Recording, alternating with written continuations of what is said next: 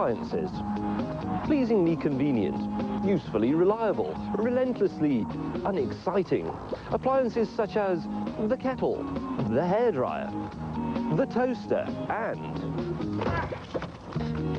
the Toyota Starlet.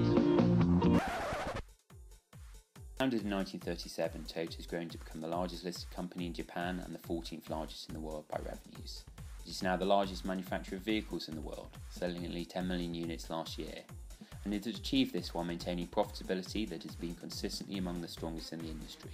Last year, it made a record $17.8 billion in profit. However, despite its size, Toyota has remained agile. This has been and continues to be one of the key determinants of its success. The foundation of Toyota's agility is operational agility. Much of this stems from Toyota's reaction to the disruption of World War II. This created a different operational environment for Toyota to the likes of Ford. US firms used mass production to produce as many parts as cheaply as possible. Toyota's market was small, subject to material shortage, and it had to make a variety of vehicles on the same line. In designing a company to deal with this environment, Toyota built a company that could be agile in other environments as well. The Toyota production system pioneered lean methodologies. Focus was on the elimination of waste and improved efficiencies. Activities were judged on the value they created. But it also promoted flexibility, a key component of operational agility. Toyota presents an excellent example of the kind of agility described in Seoul's strategy as active waiting. For example, keeping the pressure on through continual routine operational improvements. We'll see other examples of this as our story develops. Toyota's agility has allowed it to weather the significant recent disruptions of the global financial crisis, product recalls, and the Japanese tsunami. However, this agility has not just helped it survive, but also seize opportunities, and our story will focus on 3 examples of this.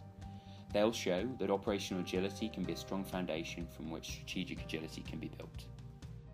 Toyota's 1965 entry into the US market demonstrated a capability that is seen within agile firms. An excellent sense-respond capability. Toyota sensed a market gap in the US that was not being met by Detroit. Low price, small size, high quality cars. Toyota knew their operational efficiencies would leave US auto manufacturers unable to meet them on price or quality. They also sensed that Japanese firms were not known for quality in the US, so they set about changing this perception.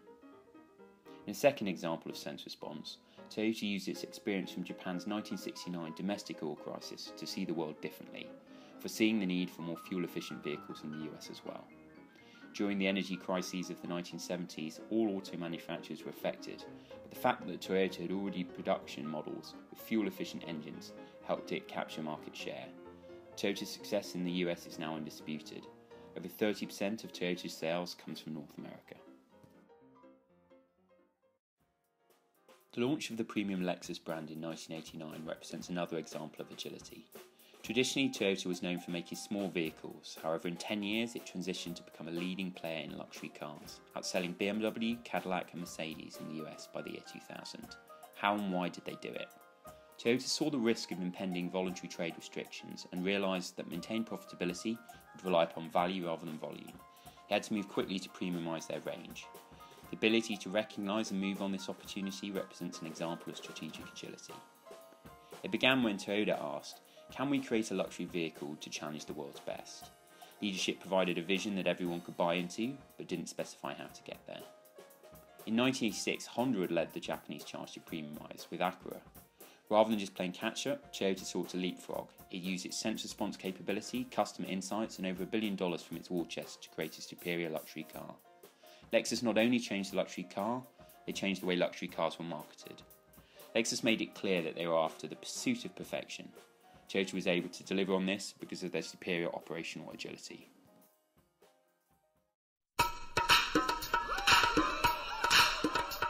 Here we go. Toyota's investment in hybrid technology demonstrates another successful transition, completed more effectively than its competitors, demonstrating strategic agility. Toyota was barred from participation in eco-friendly car developments being led by the US government and Detroit automakers. It also saw higher oil prices as a potential threat to long-term sustainability, but chose to reframe this as an opportunity. It did this by setting a vision, 100% more fuel-efficient cars rather than a specific goal such as go and develop a hybrid, just as they had done with Lexus. They then followed this through by providing ample resources. Toyota also exploited the wait-and-see approach of the US manufacturers, GM and others had hesitated on investing. However, Toyota wasn't the first mover. Nissan launched a hybrid first, yet Toyota's agility enabled them to leapfrog the competition and become the first to commercially mass-produce such vehicles. And they did this while risking cannibalisation of their other, higher-margin products. The Prius was a small car, initially sold at a loss, competing for share with their successful and profitable Camry and Corolla models. Today, Toyota has 70% share of hybrids in the US. In conclusion, perhaps the single most important insight from this case is the way Toyota was able to use operational agility as a foundation for strategic agility. But on that bombshell we can end. Thank you very much for watching. See you all again next week. Take care. Good night.